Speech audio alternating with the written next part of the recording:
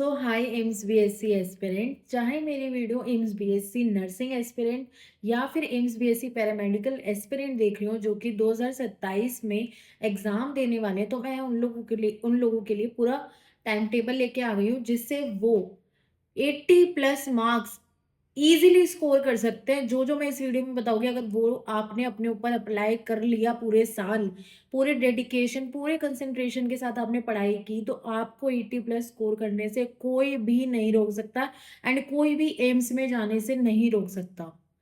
ठीक है? जो चीज़ें मैंने अपने ऊपर अप्लाई की थी, जिस वज़ह से मैंने एम्स को क्रैक किया, वो सेम चीज़ें मैं आप लोगों के साथ शेयर कर रही हूँ।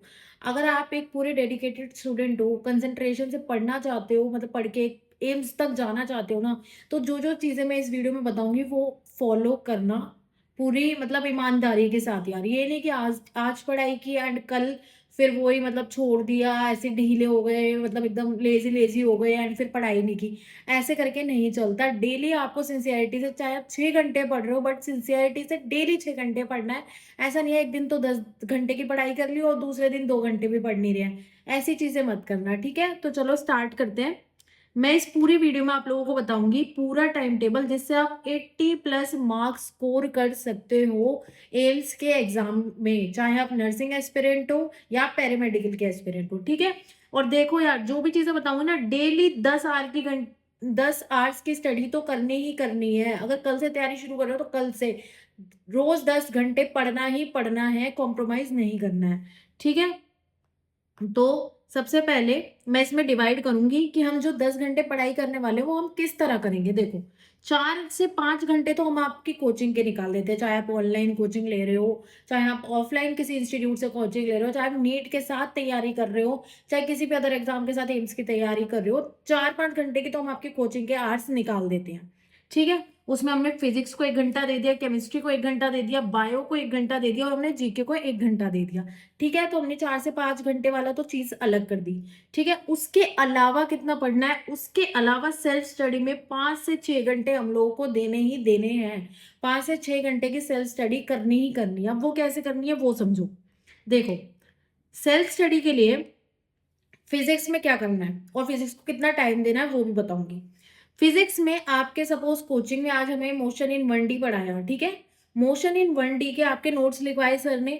आप घर आके उन नोट्स को रिवाइज़ करोगे पूरा अच्छी तरह, उसके फ़ॉर्मूले वगैरह जो भी थ्योरी उन्होंने कॉन्सेप्चुअल समझाई है, जो भी चीज़ें, उसको अच्छी तरह याद करोगे, रिवाइज़ करोगे। उसके बाद आप उस चैप्टर के फ़ॉर्मूला एक शीट या फिर एक नोटबुक बना लो, जिससे आप उस चैप्टर के फ़ॉर्मूलेज़ लिखोगे। मतलब मोशन इन 1D के आपने काइनेमेटिक की इक्वेशंस लिख दी सारी, ठीक है? फ़ॉर्मूला शीट बना ली और उस फ़ॉर्मूला शीट को आप डेली रिवाइज़ करोगे। चाहे आप मतलब 10-15 मिनट उस एक नोटबुक बना लो या फिर पेज पे लिखना है, पेज पे लिख लो, जैसे भी तुम लोग कंफर्टेबल हो, और उसको डेली कम से कम 10 से 15 मिनट रिवाइज़ करना ही करना है। ये जो सारी चीज़ें ना, जो मैंने अपने ऊपर अप्लाई की थी ना, वही सेम चीज़ें आप लोगों के साथ शेयर कर रही हूँ, कुछ अलग से नहीं बता रही हूँ, ठीक है?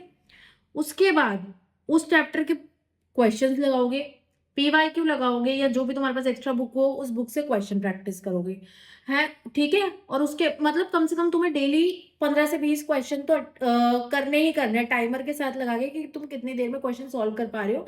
ऐसे करके तुमने 15 से 20 क्वेश्चन डेली चैप्टर के करने हैं। सपोज़ जितना कॉन्सेप्ट सर ने पढ़ा दिया फिज़िक्स में, वो उस क्वेश्चन का जो फ़ॉर्मूला उस क्वेश्चन में अप्लाई हो रहा है, वो क्वेश्चन निकाल के अच्छी तरह उन्हें सॉल्व कर लो, ठीक है? जैसे कि तुम्हारा V square minus U square equal to 2as वाली इक्वेशन यूज़ हो रही है किसी क्वेश्चन में, तो अगर तुम्हें सर ने वो चीज़ पढ़ा दी, तो वो वाले क्वेश्चन छाँट-छाँट के 15 से 20 क्वेश्चन बुक्स का देख-देख के पीवाईक्यू मॉड्यूल्स या जो भी तुम्हारे पास बुक है, उसमें से ही सॉल्व करनी है, ठीक है?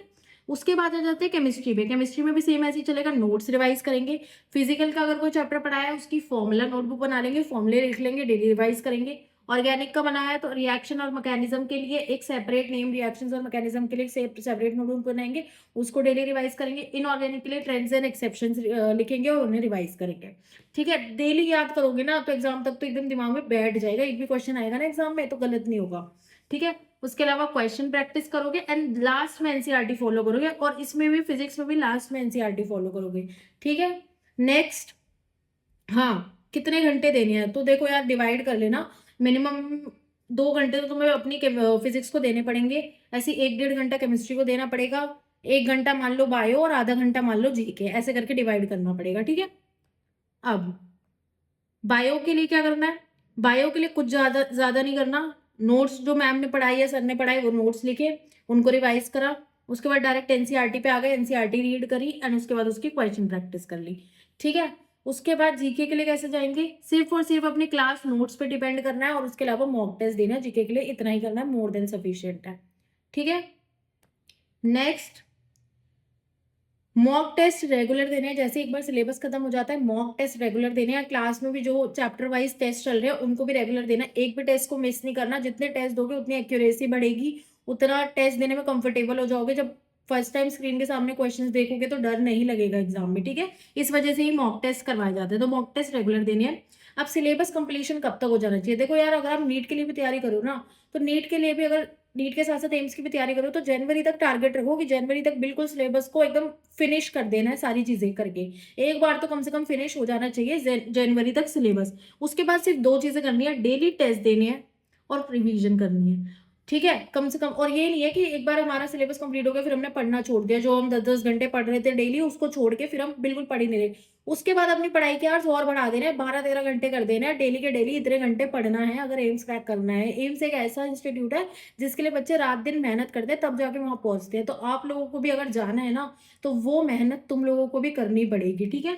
वही अपने फॉर्मूला रिवाइज़ करना, एक्सेप्शंस रिवाइज़ करना, रिएक्शंस, नेम रिएक्शंस वगैरह जो लिख रखे हैं उनको डेली रिवाइज़ करना। उस 12 घंटे में जो रिवीजन करोगे, डेली बायो पढ़नी है, एनसीईआरटी पूरी अच्छी तरह एकदम रट जानी है।